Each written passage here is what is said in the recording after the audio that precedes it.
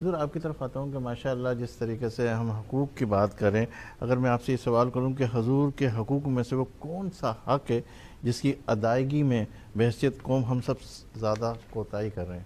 بسم اللہ الرحمن الرحیم نحمدہ و نصلی علی رسولہ الکریم، اما بعد۔ ایک بار پھر محترم سلیم ساتھیانی صاحب، دل کی گہرائیوں سے آپ کا شکریہ۔ ربیع الاول کے اس مبارک پروگرام میں آپ نے موقع فراہم کیا۔ حضور کی آمد کا مہینہ ہے، اس لیے پہلے یہ عرض کروں کہ حضور آئے تو سر آفرینش پا گئی دنیا۔ حضور آئے تو سر آفرینش پا گئی دنیا، اندھیروں سے نکل کر روشنی میں آ گئی دنیا۔ بجھے چہروں کا زنگ اترا، ستے چہروں پر نور آیا۔ حضور آئے تو انسانوں کو جینے کا شعور آیا۔ یتیموں اور ضعیفوں کو پناہیں مل گئی آخر، حضور آئے تو ذروں کو نگاہیں مل گئی آخر۔ حقوق کی بات آپ نے کی ہے، اس میں کوئی شک نہیں۔ اللہ کی ذات کے بعد جس ذات کے اس امت پر سب سے زیادہ احسانات ہیں وہ کائنات کے امام حضرت محمد الرسول اللہ صلی اللہ علیہ وسلم کی ذات ہے۔ حضور کے احسانات کو ہم اگر گننا چاہیں تو گن نہیں سکتے۔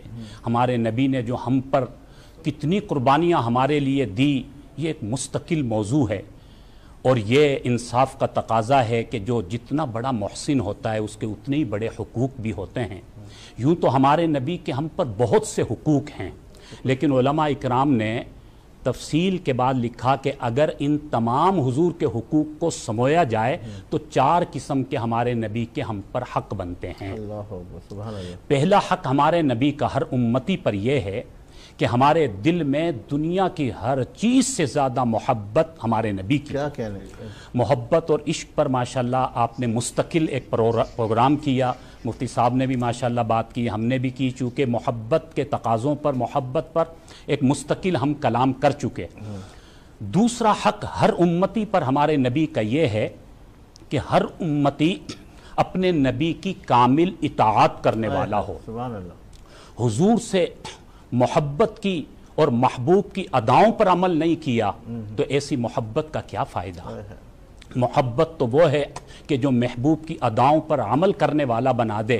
ہم اپنے نبی سے محبت کرتے ہیں تو اپنے نبی کی ایک ایک ادا پر چلنا یہ ہماری ذمہ داری ہے، ہمارے نبی کا ہم پر حق ہے۔ اگرچہ ہماری اطاعت کی ہمارے نبی کو کوئی ضرورت نہیں ہے، لیکن اسی میں ہمارا فائدہ، لیکن حضور علیہ الصلاۃ والسلام کی اطاعت کرنا ہر امتی پر لازم اور فرض ہے۔ اللہ تعالیٰ نے قرآن پاک میں جہاں جہاں پر اپنی اطاعت کا حکم فرمایا وہاں وہاں اپنے نبی کی اطاعت کا بھی حکم فرمایا۔ جہاں جہاں اطیعوا اللہ کا لفظ استعمال فرمایا کہ اللہ کی اطاعت کرو، وہیں وہ اطیعوا الرسول بھی فرمایا کہ رسول کی بھی اطاعت کرو، بلکہ ایک موقع پر تو یوں بھی فرما دیا من یطع الرسول فقد اطاع اللہ، کہ جو رسول کی اطاعت کرے گا حقیقتاً وہی اللہ کی اطاعت ہوگی۔ اگر رسول کی اطاعت نہ کر کے کوئی اللہ تک پہنچنا چاہے گا قطعاً نہیں پہنچ سکتا۔ رسول کی ذات ہے کہ جس کی اطاعت کر کے، جس کے نقش قدم پر چل کر ہم اللہ تک پہنچ سکتے ہیں۔ کیونکہ ربیع الاول کا مہینہ ہے، یہی مہینہ حضور کے وصال کا مہینہ بھی ہے۔ وہ مجھے آخری لمحات بھی یاد آ گئے جب حضرت عائشہ رضی اللہ عنہ کے گود مبارک میں آپ صلی اللہ علیہ وسلم کا سر اقدس رکھا ہوا تھا۔ حضرت عائشہ فرماتی ہیں کہ وہ آخری جو لمحات تھے اس وقت میرے آقا صلی اللہ علیہ وسلم امت کے لیے کچھ فکری کلمات ارشاد فرما رہے تھے۔ اس وقت بھی اپنی اولاد کی وراثت کی بات نہیں کی، اس وقت بھی اپنے گھر والوں کی یا ازواج کی بات نہیں کی۔ ان آخری لمحات میں بھی ہمارے نبی اپنی امت کی فکر فرما رہے ہیں اور 2 جملے ارشاد فرما رہے ہیں الصلاۃ وما ملکت ایمانکم۔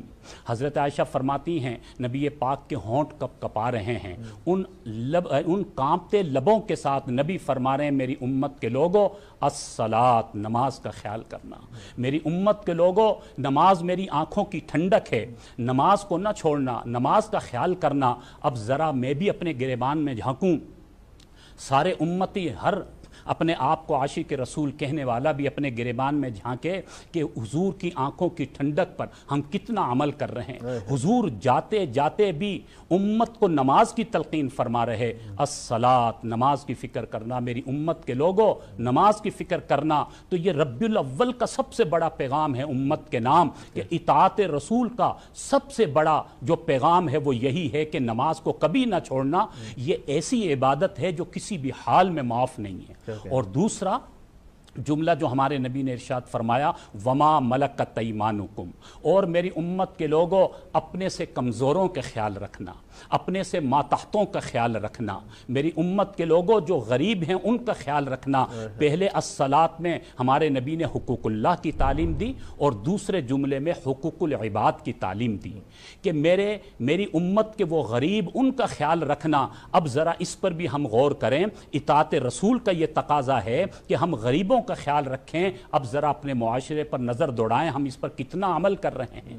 حضور علیہ الصلوۃ والسلام نے ایک موقع پر فرمایا، خیر الناس من ينفع الناس، فرمایا کائنات میں سب سے بہترین انسان وہ ہے جو دوسرے لوگوں کے لیے نفع کی سوچتا ہے، جو دوسروں کی فائدے کی سوچے، دوسروں کی بھلائی کی سوچے۔ ہمارے نبی کی سیرت یہ چاہتی ہے کہ ہم مسلمان اخوت اور محبت کے ساتھ رہیں، ہمدردی اور غم گساری کے ساتھ رہیں۔ اطاعت رسول کا یہ تقاضا ہے کہ ہمدردی یہ ہمارے ایمان کا حصہ ہونا چاہیے، لازمی جز ہونا چاہیے۔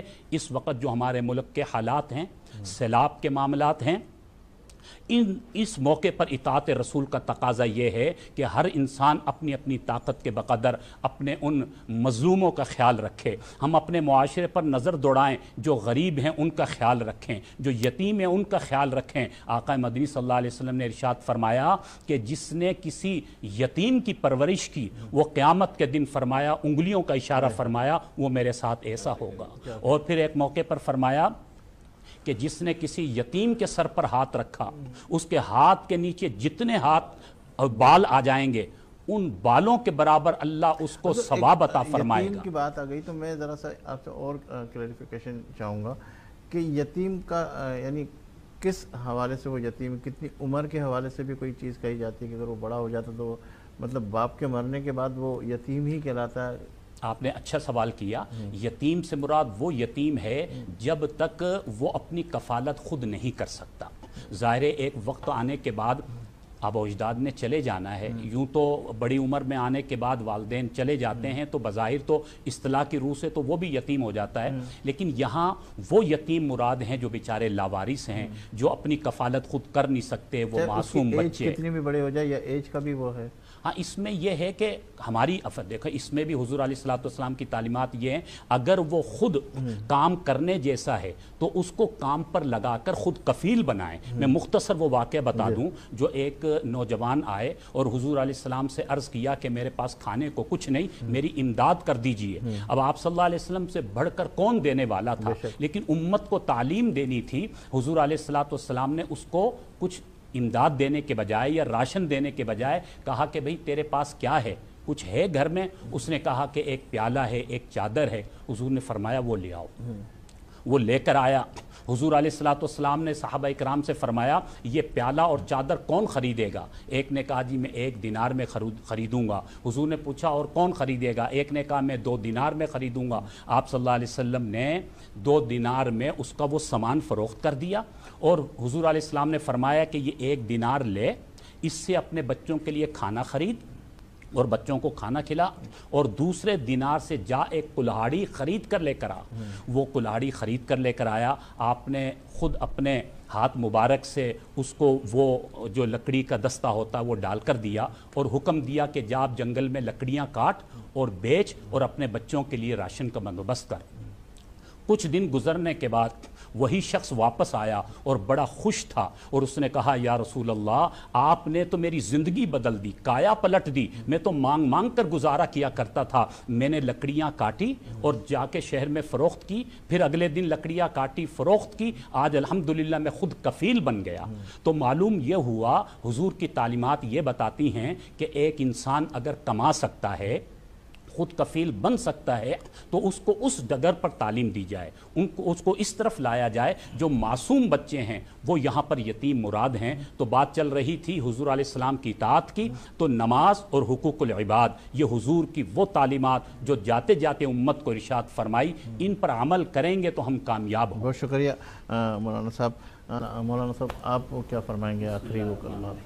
کیونکہ موضوع حضور علیہ السلام کے حقوق پر بات چل رہی تھی تو درود پاک صلی اللہ علیہ وسلم پر مفتی صاحب نے بات کی، میں بھی یہ عرض کروں گا، امت کو پیغام دوں گا کہ حضور علیہ السلام پر کثرت سے درود بھیجیں۔ حضرت عمر بن خطاب رضی اللہ عنہ سے روایت ہے کہ وہ دعا زمین و آسمان کے درمیان لٹکی رہتی ہے، اوپر نہیں جاتی، جس دعا میں نبی پر درود نہیں پڑھا جاتا۔ تو ہمارے لیے اللہ کا ذکر اور نبی پر درود بھیجنا یہ سب سے بڑا سکون کا ذریعہ ہے، اس لیے ہر لمحہ ہر آن جب موقع ملے نبی کی ذات پر درود بھیجیں۔ اسی لیے کسی نے کہا کہ ایک روز جو میں باغ میں گیا، مفتی صاحب، ایک روز جو میں باغ میں گیا تو سب طوطیاں تھی شیریں زباں، کہتی تھی نعت مصطفیٰ بلغ العلا بکمالہ، بلبلیں سب سو بسو لے لے کی ہر ایک گل کی بو، کرتی تھی بہم گفتگو کشفت دجا بجمالہ۔ عمری بھی اپنے ذوق میں ڈالی تھی گردن توق میں، کہتی تھی اپنے شوق میں حسنت جمیع خصالہ، چڑیوں سے سن کر چہچہے انسان بھلا کیوں چپ رہے، لازم ہے اس کو یوں کہے صلو علیہ وآلہ۔ سبحان اللہ، ماشاء اللہ۔